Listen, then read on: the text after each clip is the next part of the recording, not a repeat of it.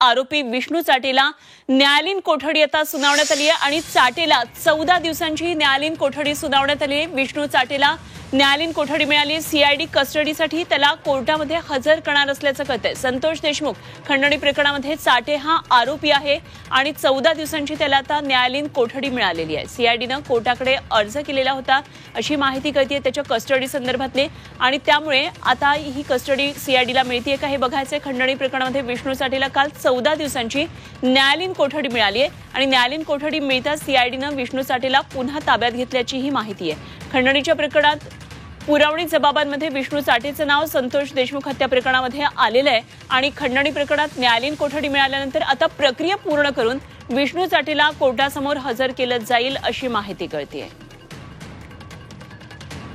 आणि या संदर्भात आणखी सविस्तर माहिती काय आहे जाणून घेऊया। आमचे प्रतिनिधी विष्णू बोरगे सध्या आपल्याबरोबर जोडले गेलेत। विष्णू, काय नेमकं सगळं विष्णू चाटे संदर्भात काल झालं आपण पाहिलं, त्याला आता 14 दिवसांची न्यायालयीन कोठडी मिळाली आहे।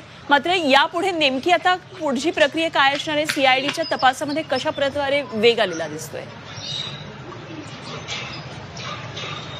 खरं तर विष्णू चाटेला काल कोर्टासमोर हजर केलं होतं खंडणी प्रकरणामध्ये न्यायालयीन कोठडीमध्ये त्याची रवानगी करण्यात आलेली होती।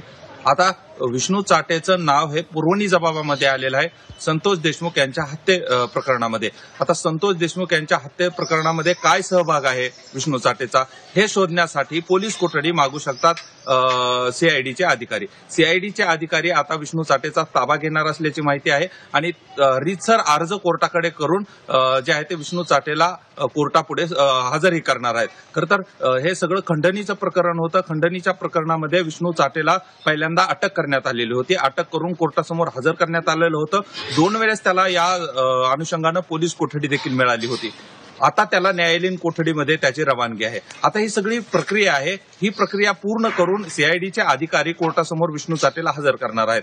या सगळ्या प्रक्रियेला किती वेळ लागतो आणि त्यानंतरच ही सगळी प्रक्रिया पूर्ण करूनच सीआयडीचे अधिकारी विष्णू चाटेला कुणाच्या प्रकरणामध्ये पोलीस कोठडी मागण्याची शक्यता आहे। बीड जिल्ह्यामध्ये संतोष देशमुख यांचं हत्या प्रकरण आणि खंडणी प्रकरण त्याचबरोबर मारहाणीचं प्रकरण, या तिन्ही प्रकरणाचे धागेदोरे एकत्र पद्धतीनं जुळवण्यासाठी सीआयडी असेल किंवा एसआयटी असेल हे सगळेजण प्रयत्न करत आहे आणि त्या अनुषंगानं आज जो विष्णू चाटेला कोर्टासमोर हजर केलं जाणार आहे ते महत्वाचं असणार आहे आणि त्याच्यात त्याला काय होतं, पोलीस कोठडी मिळते का याकडे सर्वांचं आज लक्ष असणार आहे। निश्चितच विष्णू, जरूर या सर्व घडामोडींवर लक्ष ठेवून राहा। वेळोवेळी आपल्याकडून माहिती जाणून घेत राहू। तुर्तास धन्यवाद दिलेल्या या सगळ्या तपशीलवार माहितीसाठी।